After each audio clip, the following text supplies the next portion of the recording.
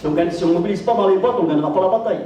On peut avoir les meilleures manifestations, les meilleures mobilisations, s'il n'y a pas des actions fortes dans les entreprises, on n'arrivera pas à faire reculer le patron.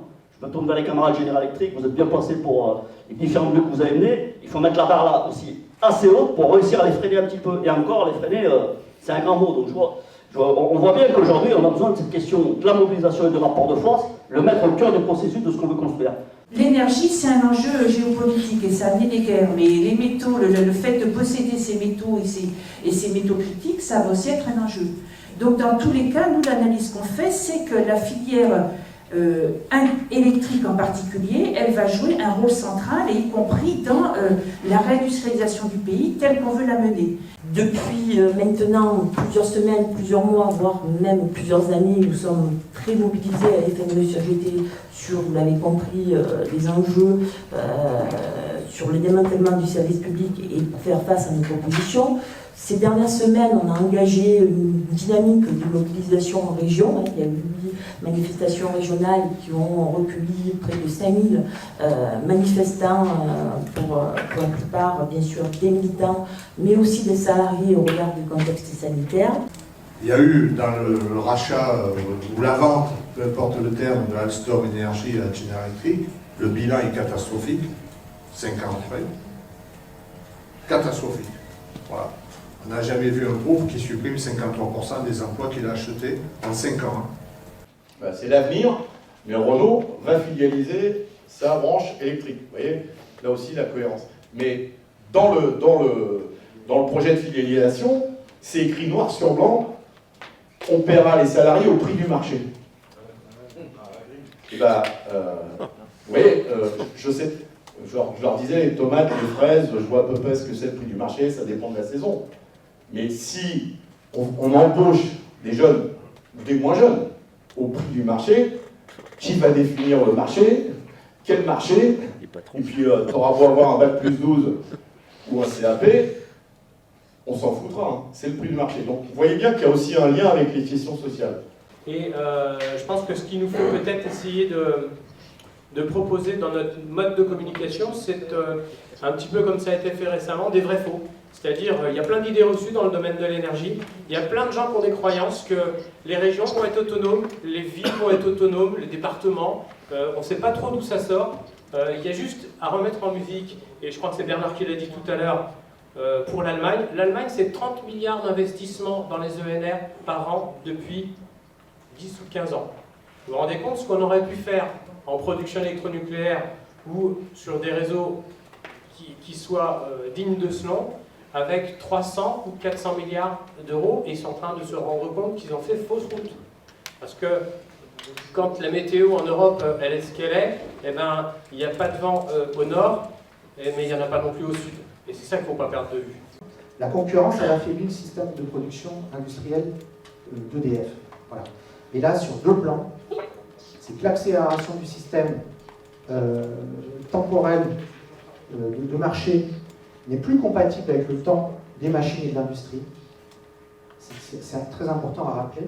C'est-à-dire qu'il y a une décorrélation entre la logique de marché et la logique industrielle. On a vu les évolutions sur nos 10-15 ans entre ouvriers, TAM et ingénieurs et cadres. Plus ça va, plus ça se resserre. Mais mine de rien, si on n'a pas les petits bras du bas, eh ben, on ne pourra pas construire. Donc moi je pose vraiment le projet, le débat sur la table, c'est l'avenir de la filière des gros composants, elle est même très... C'est demain qu'il faut le regarder, parce qu'on sait que nous, d'ici 3 ans, on est déjà sur une baisse d'activité, puisque PR2 n'est pas enclenché.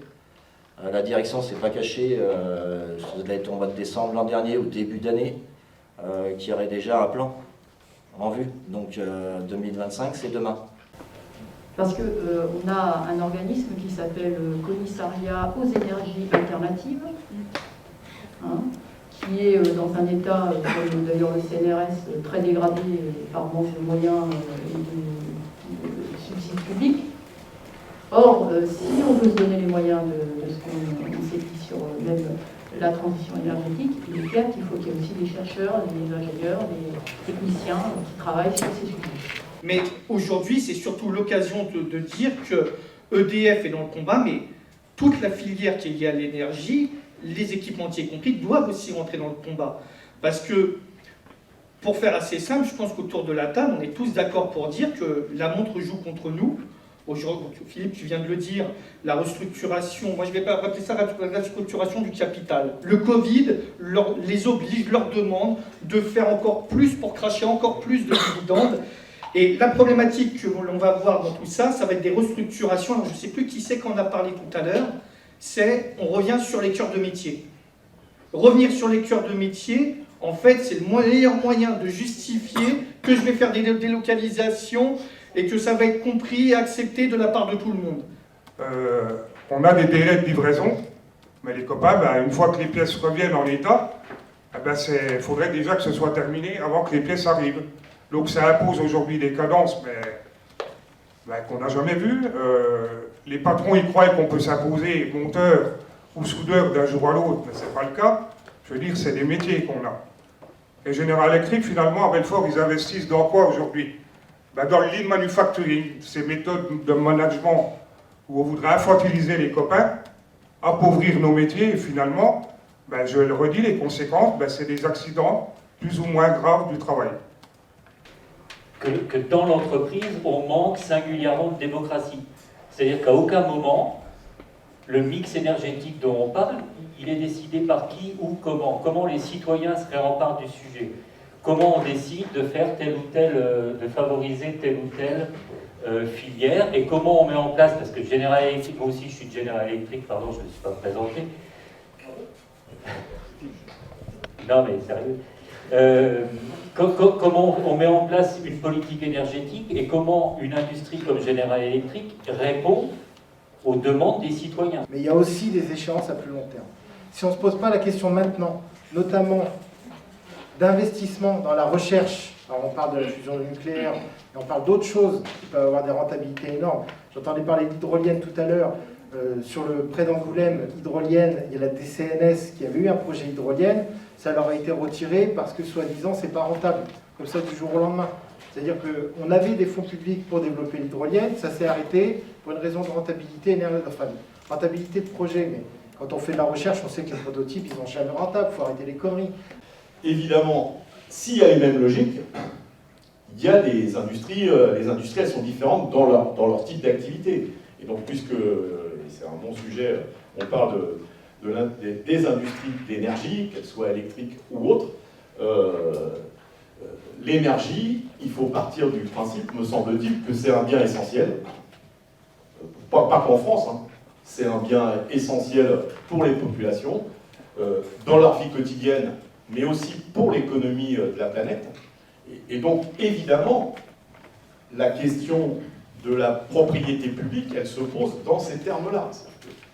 Et c'est la logique de la CGT. C'est-à-dire qu'à partir du moment où un bien est essentiel, un bien vital, comme d'autres, eh bien, ça ne peut pas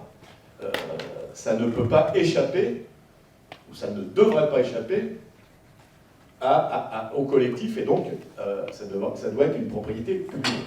Et on a beaucoup de propositions. Alors là-dedans, dans cette volonté de réindustrialiser le pays, pour répondre aux besoins environnementaux et sociaux, eh ben, la filière électrique, elle a une importance centrale. Moi, je le redis.